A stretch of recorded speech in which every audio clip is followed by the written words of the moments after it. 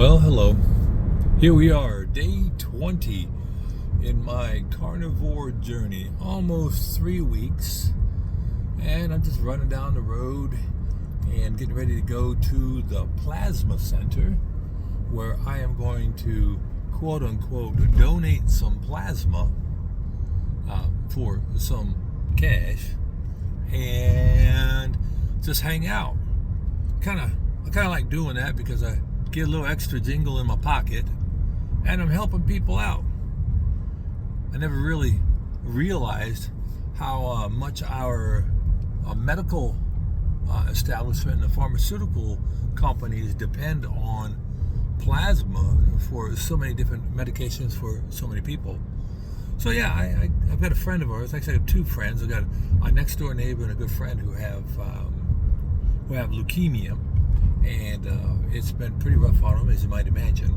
And so I've been introduced to the significant need for plasma. So I don't mind parting with my plasma as long as they give me a few dollars for my time. And hey, it works out well for me. It's just something I do on occasion. I don't do it every day. You can only do it like twice every 7 days. So I follow a good protocol, but I'm on my way to do that. I thought I'd just stop and, not stop, but learning how to speaking and driving. Maybe I should try to do that.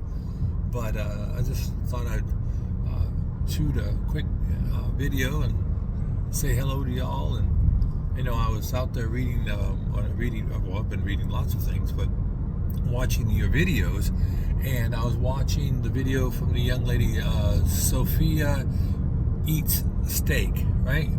I believe that's it. Sophia Eats Meat, or no, Sophia Eats Steak, and a young lady who has quite an incredible backstory, and she's been doing carnivore for a bit now, and of course, almost everybody. I don't read too many people who do carnivore and do it, I guess, quote unquote, correctly, and that they don't benefit.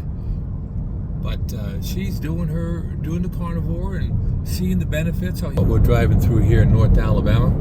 Yep, kind of a cloudy, hazy day. We've got a lot of rain, but anyhow, I wanted to give that shout out to her for the courage she has as a young lady to not only to have seen the need for her in her condition. She was actually quite underweight, and her mother found the carnivore diet, and she joined her mother on it. Her mother is just an absolute blessing, and of course, like any parent practically would do just about anything to help their children.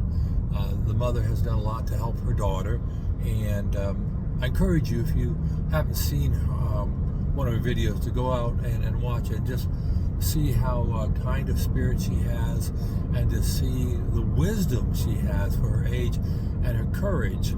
I mean, I believe she's about 16, and for her to get out there and tell the world and to share with the world her issues and her successes, it just makes you, it's like a Rudy moment, Rudy. You just want to cheer for it. And it's like with Bill Knott. And by the way, thanks Bill for following. I appreciate that. But these great stories of Land War and so many others who are in the middle, who are in the midst of the fight. Carnivore Kip and others who are they're slugging it out. They're fighting the fight every day, and with so much on the line. Young lives, young families, their health. I mean, it's such a blessing.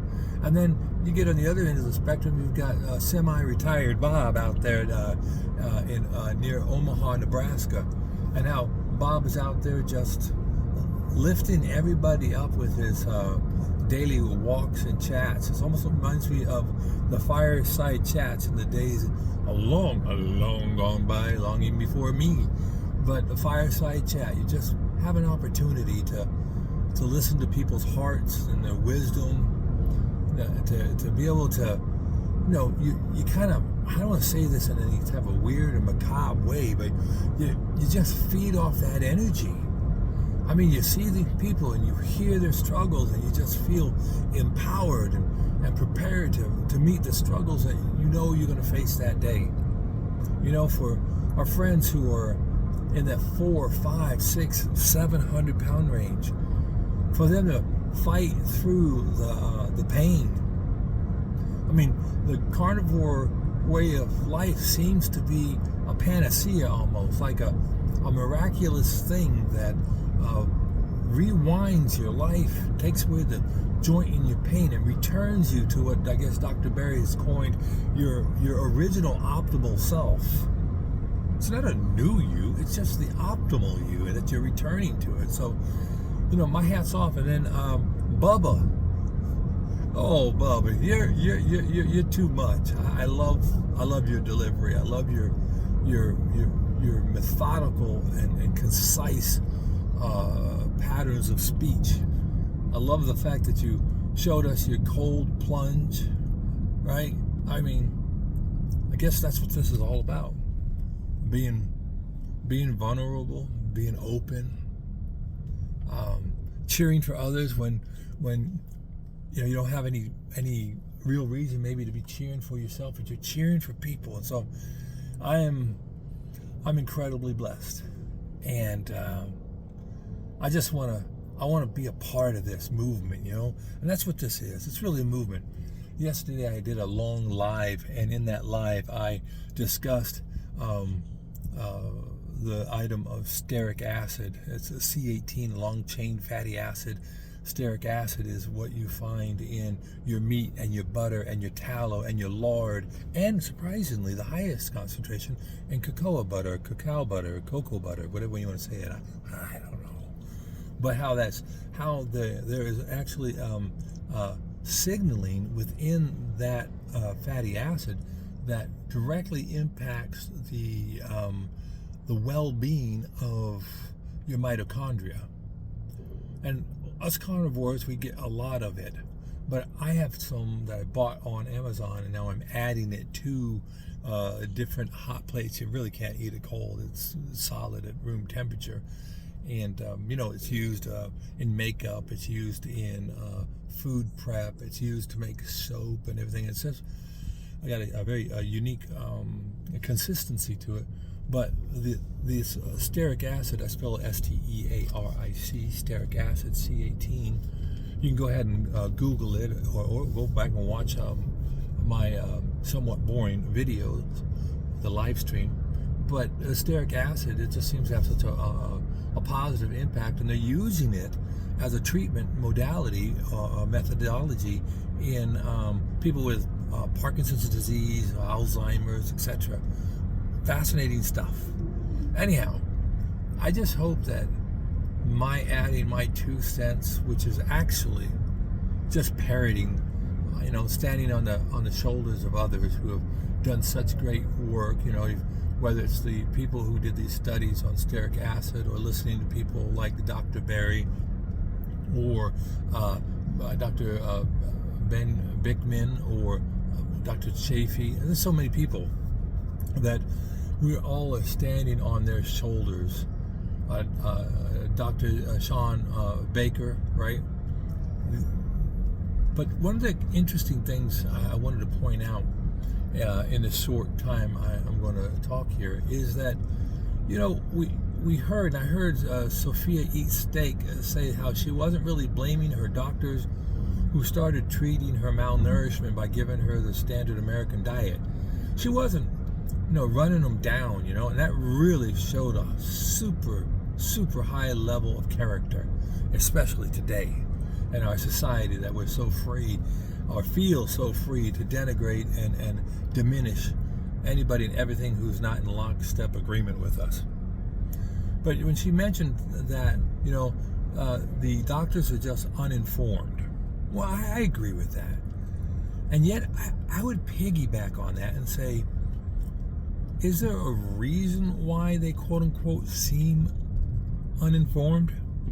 Could it lie within the definition of the term standard of care?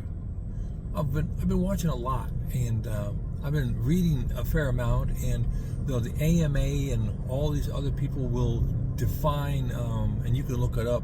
I'll paraphrase it, but the standard of care is basically the practice that that the common provider with all the proper credentials, what they would come to. What was a common practice, right? And it's all brought about because these terms were being defined on a number of attorney websites. So the standard of care has a lot to do with the legal system and culpability and malpractice. So there may be a lot of providers who are aware of the food pyramid being flawed, that sugar is not a good thing and carbohydrates are not the sine qua non of energy for the human form factor, right? It's not our best energy source. It is an energy source, but it comes with a consequence. But when the majority of the medical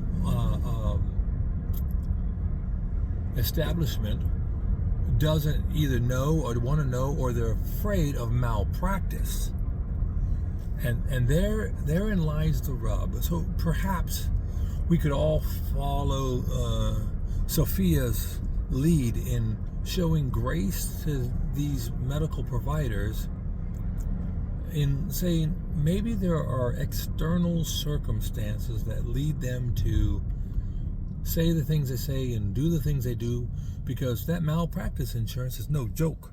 I mean, I'm sure all the doctors who are in the carnivore way of life fully understand it. And that's why I have to say right now, this is not medical advice. I am not a doctor. I am not any kind of medical provider. Please do not constitute anything I say as medical advice. And should you seek to change anything in your diet or your exercise plan, please go see your medical professional first. Because without that disclaimer, someone might take my words as medical advice, and then something bad would happen because I don't know all the things about you. I don't know the confounding things about you. I didn't go to school. I don't carry malpractice insurance. So if it's that rough for me, it's rough for doctors. So perhaps the carnivore community, we're a lot like all those Chuck Norris things, carnivores don't forget, things of that nature.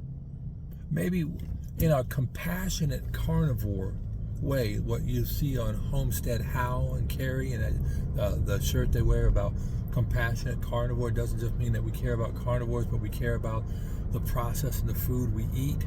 Well, with all that, I think it'd be good that compassion would be shared with our doctors and our medical providers, not pity, but just compassion.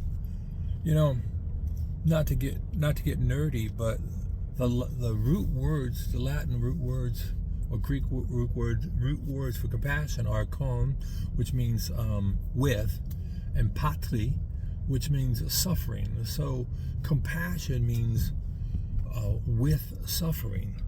So it's with suffering that we share with others in our interactions.